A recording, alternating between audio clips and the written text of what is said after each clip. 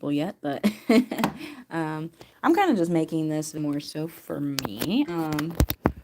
I started off this morning like really angry because stupid AI got downloaded on my phone without my consent, and I was just on one. I was angry. But I went to work, had a pretty good day. I was very busy, but I had a really good day.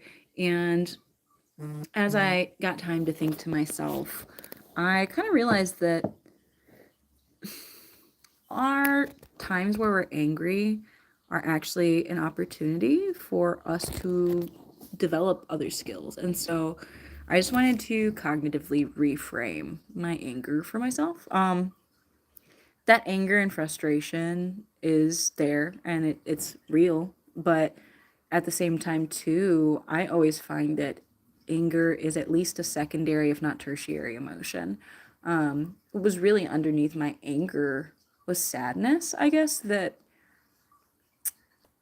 people have so little regard for the planet. And I guess that's a bit of projection too, because I'm not out here saving the planet either. I mean, I recycle, but like I still drive a car, I still buy new things, and all of that contributes to the detriment of the planet.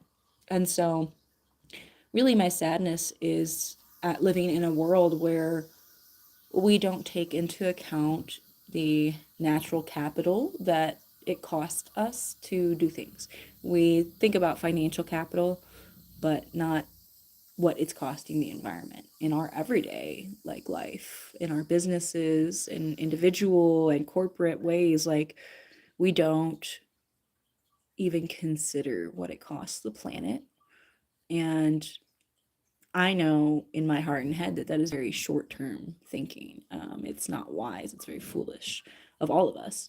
And so, just like that, being forced to contribute to the faster demise of the planet with AI on my phone was coming from sadness, really, despair, and like pain, you know? Um, and so, I think it's always important to remember that there are many truths existing at once. Um, Often they're layered upon one another. And so, I don't know. I also got to see that this anger today was an opportunity for me to work through that, for me to grow from my anger. And so, yeah, I still like had those frustrations and feelings, but I also saw that like what was underneath was like sadness, And I think that really helps to kind of negate rage when we can see the underlying vulnerable emotion there. Um, I am not angry like I was this morning. It's accepting that vulnerable emotion that I think really disarms the anger. Um, I don't know. I think that that cognitive reframing of anger can really help us so that we don't get caught up and feel like out of control of emotions, because I definitely felt a bit out of control of my anger over my phone downloading AI, like, and not being able to uninstall it. But I can't really control that.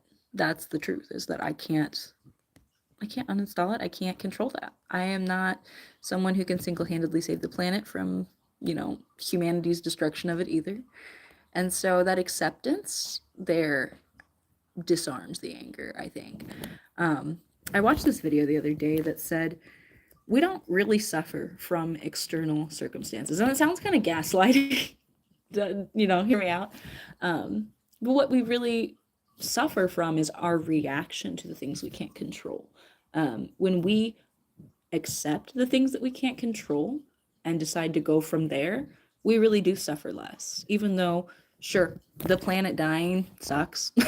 um, but what really like causes the most distress is not being able to accept that we can't control the things out of our control, if that makes any sense to people.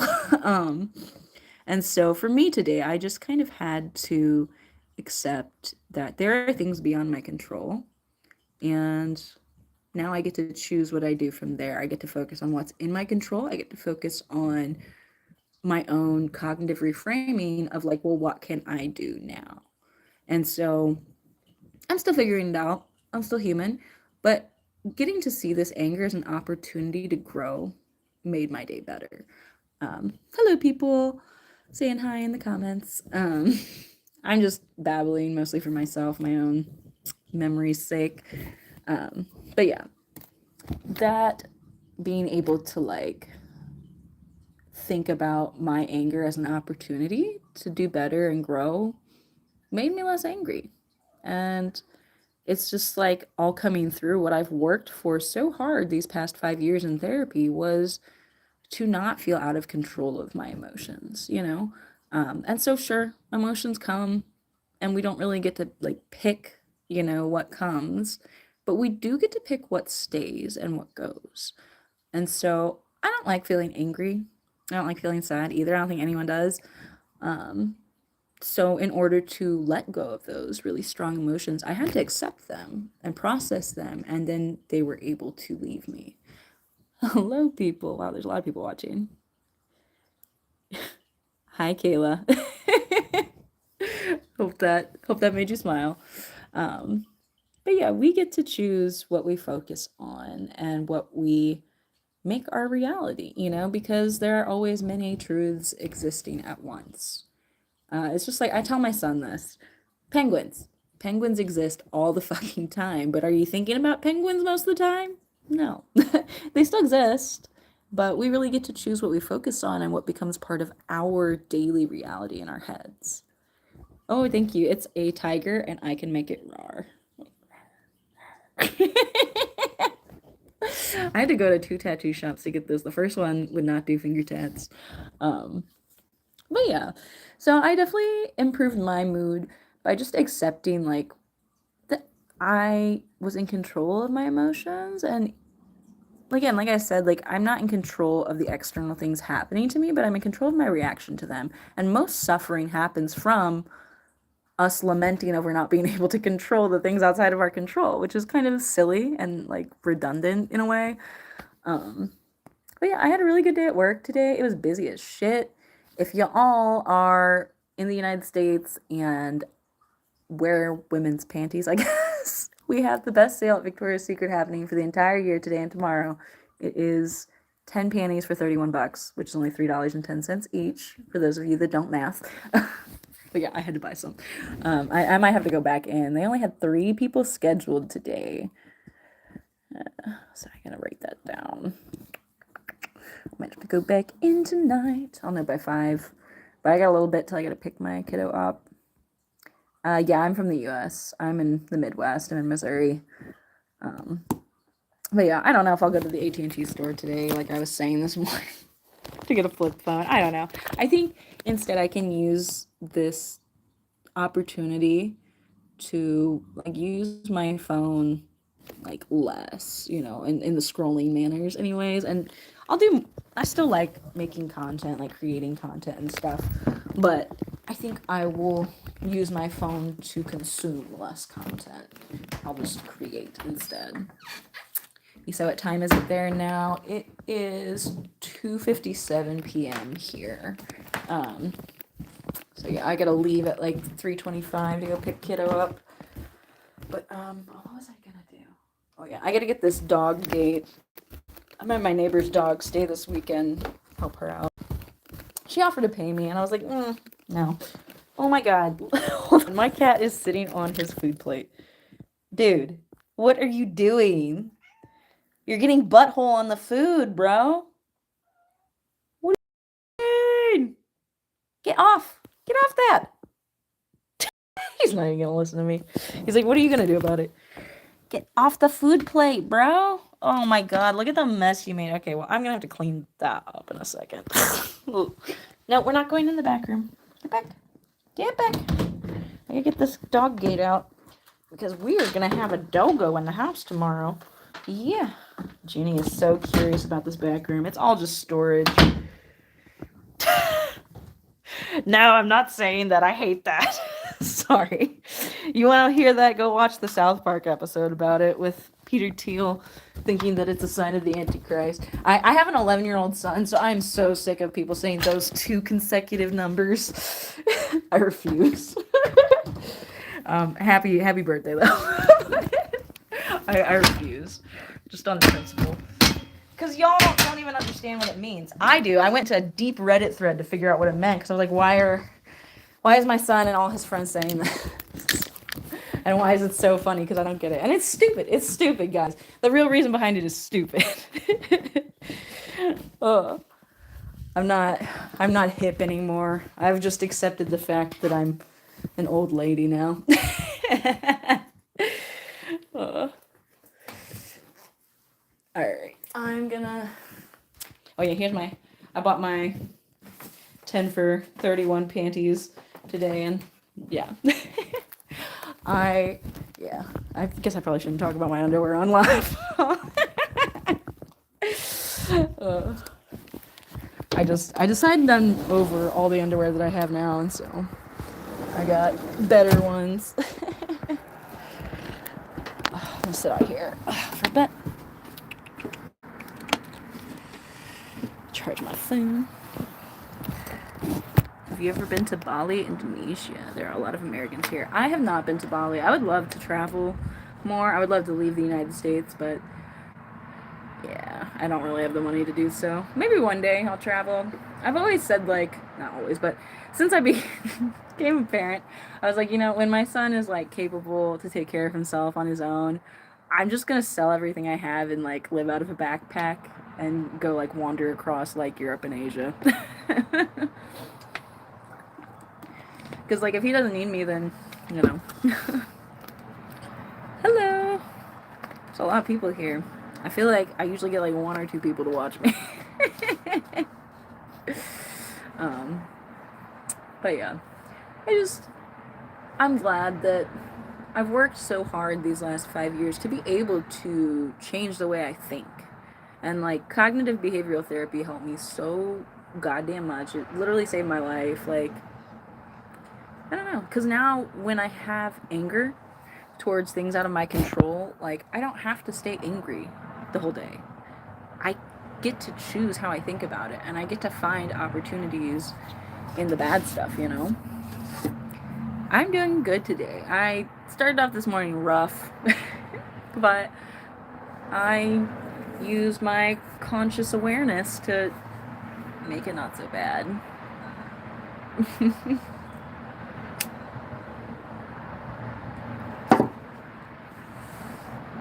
I want people to know that, like, everyone's capable of this. Like, I'm just a regular ass human being. So if I can change the way I think, like, other people can too, That's great that your dream country to work in is America, but just know that, like, it's not great here. I mean, I'm sure it's better than some other places, but the truth is, if you make minimum wage federally, which is only like 7 something an hour, and you work 40 hours a week, you cannot afford an apartment, a 1-bedroom apartment. You can't afford it anywhere. That's the truth. How do I do the live? When you go to upload a video on YouTube, you just swipe over from video and short, and then live should be there too. I don't know. I don't know. Lives are cool. I was doing TikTok live for a while, and then they made their pay all weird, and I wasn't getting any of the gifts sent to me, so I was like, that's dumb. I'm not gonna pay TikTok. So I switched over to YouTube. So, but yeah, I just want people to know that, like, cognitive reframing is possible for literally any human being. Like, if I can do it, anyone can do it. You just have to really try, and that's the hardest part, is committing to trying and failing over and over and over again. Like, retraining your brain just on, like, a neuroscience level is going to take 60 to 90 days of constantly, every time you have some kind of thought pattern that is not beneficial, like, consciously rerouting that. You have to do it all the time, and it's hard. I'm glad to hear that you're going to try that out. A really good book is, I forget the name of the book, but it's by Dr. Caroline Leaf, and it does have a little bit of Christianity in it, which is not my cup of tea, but she is a neuroscientist, and she talks about the nitty-gritty of, like, what it takes to put those pathways in your brain, and I think it's really helpful.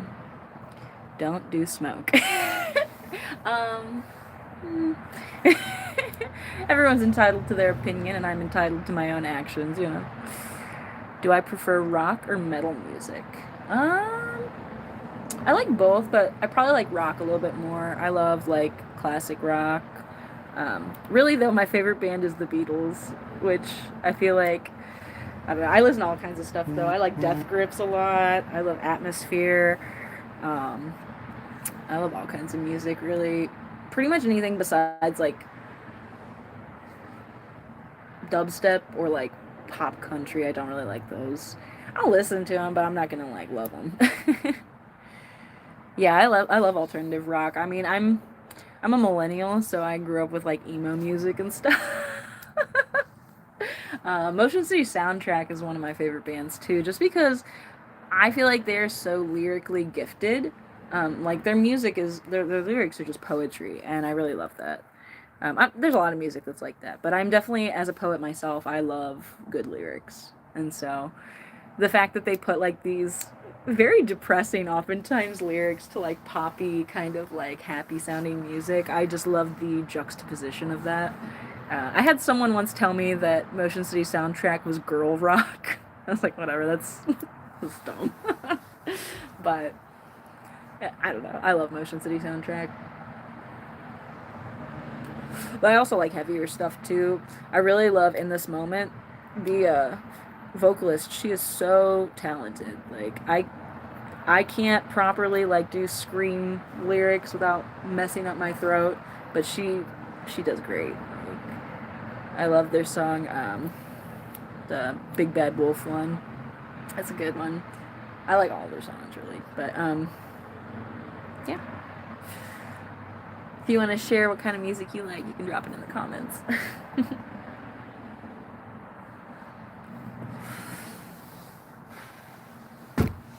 Yeah, I feel really like grateful for all the opportunities I have to change and grow. And really like that concept of reframing your setbacks as your opportunities is going to help so much. Like,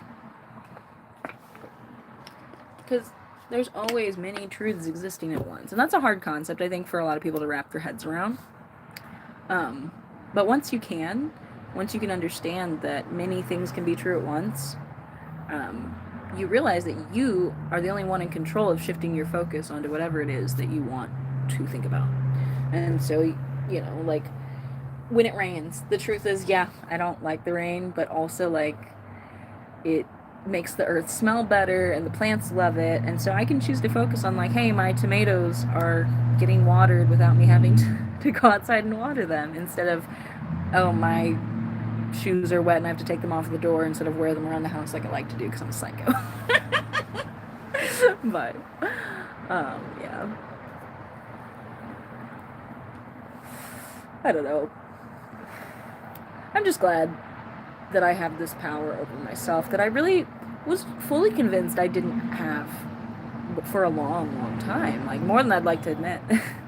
I am 32, and it's really only been the last couple years that I've really fully understood that I am in control of every single emotion I keep and think about, ruminate on, wallow in, you know? Like, yeah, we don't necessarily get to pick our intrusive thoughts or the emotions that hit us, you know, but we get to pick how we deal with them, and we get to pick if we transmute them into something for our highest good or not.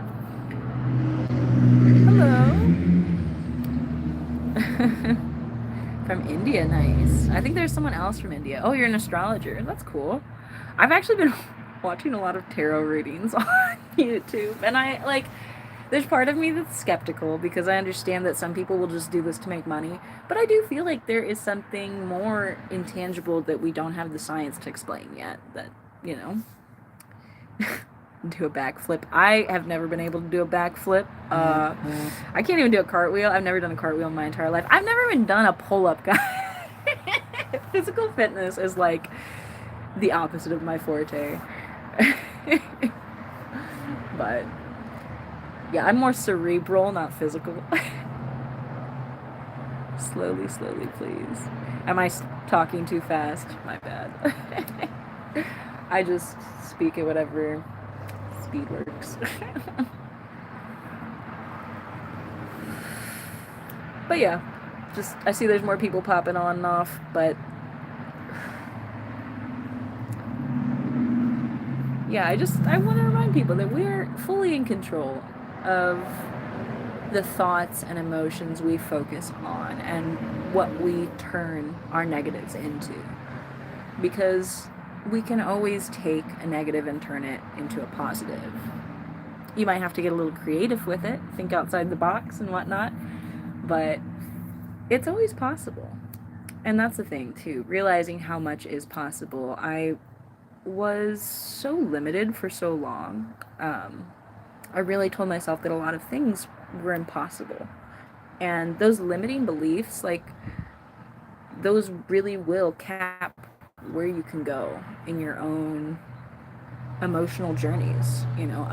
I made this one video about belief, and belief is our limitation, for better or for worse. What we believe in is the limit on what is possible for us. So, it's difficult without slipping into, I guess, delusion. But, oh, sorry, May. Wanted to say hi. We'll just leave that, I guess. But, yeah, our beliefs really shape what becomes possible for us, for better or for worse. And so, understanding that we get to choose what we believe, to a degree, there's reality, which is the agreed upon belief, but then there's also your own personal beliefs, and that's where, like, faith comes into play. And I'm new to faith because I was very anti-faith for a very long time, very, like, science is God kind of mentality. And I think I've started to see science more as our language of decoding magic, God, the intangible, all that, Yes, I understand smoking is not good for your health. I have to have some vice. I don't drink, I don't do drugs, so, I pick and choose my battles with myself. I'm not a perfect person. I don't think I ever will be, nor will anyone else. And anyone who thinks they're perfect is lying to themselves. But, all we can do is try to be a little bit better than we were the day before. I am from the United States. I'm in the Midwest, Missouri. But yeah. I'm gonna fill up some more water. I'm kind of hungry too. Oh, I don't have much time. I gotta head off soon. I gotta pick my kiddo up at 3:25. So, yes, American. Pop some of these dishes in the dishwasher too.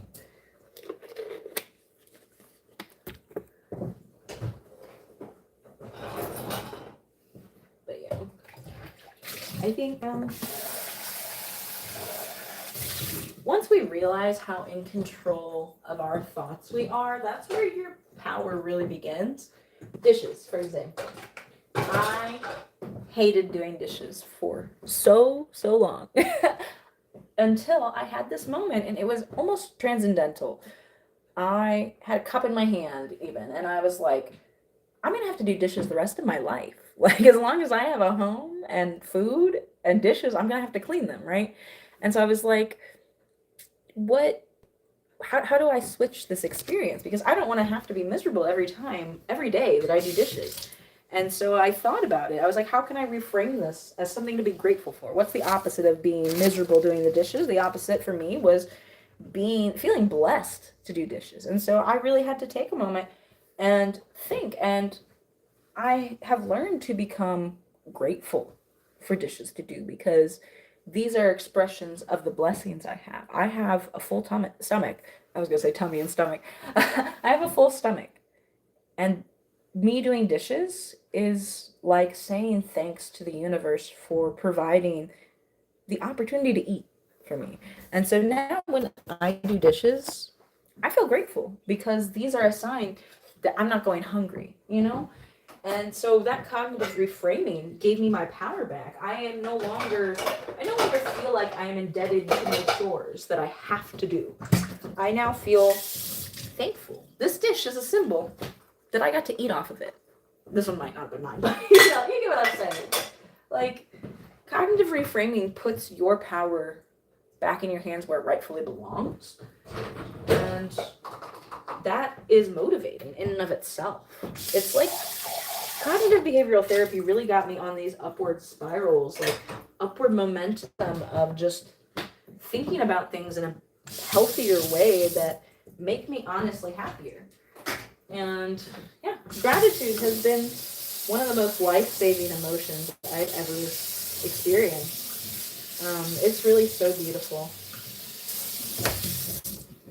Oh my gosh, sorry. My birth chart.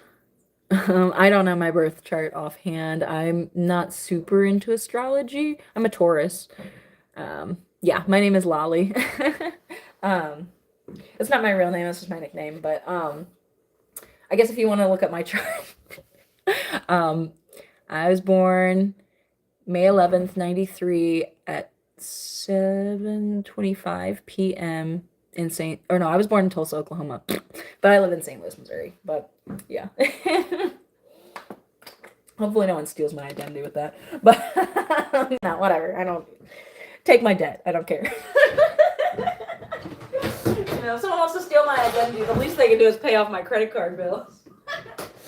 But yeah. Yeah, I'm 32. Your name is Rohit. Did I pronounce that correctly? Let me know if I did not. But that's a cool name. I like it. Oh, my cat is here. She's obsessed with water bottles. You want to drink out of it like you're a people?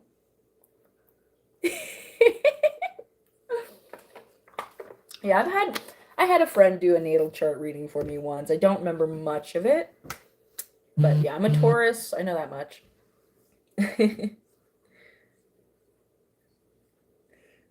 This is Junie girl. We got her a little over a year ago today. And she's now like 9-10 pounds when we got her. She was only 3 pounds.